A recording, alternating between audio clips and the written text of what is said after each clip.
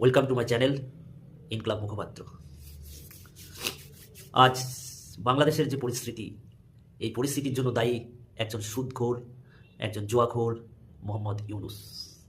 আর এর সাথে জড়িত আছে একজন ব্রাহ্মণ যে টিকি চুল রেখে সমস্ত বাঙালি জাতিকে বোকা বানিয়ে ঘোরাচ্ছে।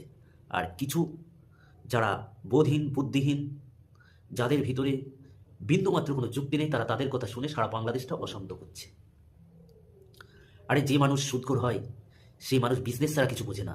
সে বাংলাদেশটাকে দখল করেছে বিজনেসের জন্য, বাংলাদেশটাকে দখল করেছে সে তার আখের গোছানোর জন্য, সে তার স্বপ্ন পূরণ করার জন্য, সাধারণ জনগণের জন্য নয়।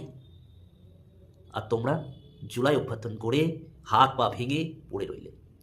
এটাই হচ্ছে তোমাদের আর একজন সুদখোর বিজনেসম্যান ইউনুসের মধ্যে পার্থক্য। একজন টিকি আর একজন মদ গেজা ইয়াবাখোর ইলিয়াস হোসেন। সে কখন কি বলে বেড়াচ্ছে নিজেই জানে না। যার নিজের গ্রিন কার্ড হারাতে বসেছে আমেরিকাতে, নিজের গ্রিন কার্ড, অর্থাৎ সেখানে সে গ্রিন কার্ড পাবে কিনা আমেরিকার আইন অনুসারে ইউনুসের সরিতে সে এখন তার ইউটিউব চ্যানেল, তার ফেসবুক সব কিছু গায়েব। আরে সুদখোর মানুষ কখনো ভালো হয় না। আর ইসলাম তো বলে দিয়েছে সুদখোর হারাম, আর সেই হারামকেই বসিয়েছে উগ্রপন্থী ইসলামরাই। এটাই হচ্ছে বাংলাদেশ, এটাই হচ্ছে বাংলাদেশের জনগণকে বোকা বানিয়ে চলছে। আর উগ্র বাংলাবাদীরা ভারত বিরোধী করে করে করে করে নিজেদের শেষ করছে। বলছে সেভেন সিস্টার দখল করবে। আরে কালপাটা হাসনাথকে বলছি, সেভেন সিস্টার দখল করবি আর তার চারপাশে যে 21টা ভাই আছে তোকে ছেড়ে দেবে? সেভেন সিস্টার দখল করতে হলে ভারতের মতো যোগ্যতা অর্জন করতে হবে। সেভেন সিস্টার দখল করতে হলে পরমাণবিক শক্তিধর হতে হবে।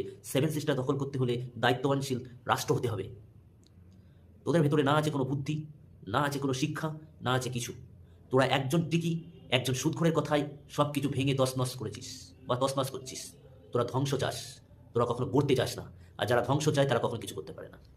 যতই তোরা হাজারটা জুলাই অভ্যর্থন কর আর যাই করিস, দিনের শেষে তোরা কিচ্ছু পাবিনি। দিনের শেষে ঠিক দুধের ওই শটটা ওই রকম ইউনুসের মতো সুদখোররা খেয়ে বেরিয়ে চলে যাবে। তোরা কখনো বুঝতেই পারবি না, টেরই পাবি না কখন কি ঘটে যাচ্ছে।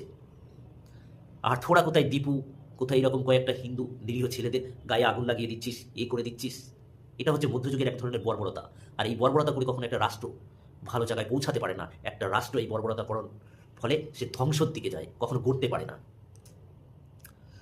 তাই বলছি, ওই সুদখোর আর ওই ব্রাহ্মণ কি পিনাকি নাকি টিকি আর ওই যে ইয়াবাখোর ইলিয়াসের কথা না শুনে তোরা যদি নিজের বুদ্ধিতে চলতিস না, তোদের এই দশা হতো না। কালপাটা তো বলেই ফেললো যে ভারতে ফয়সাল আছে, অথচ দেখা যাচ্ছে ফয়সাল ভারতেই নেই। তোদের ভেতরে কি যুক্তি আছে? ভারত বিরোধিতাটাই। আরে ভারত যদি বিরোধিতা করতিস, তোরা বলছিস ভারতের আমি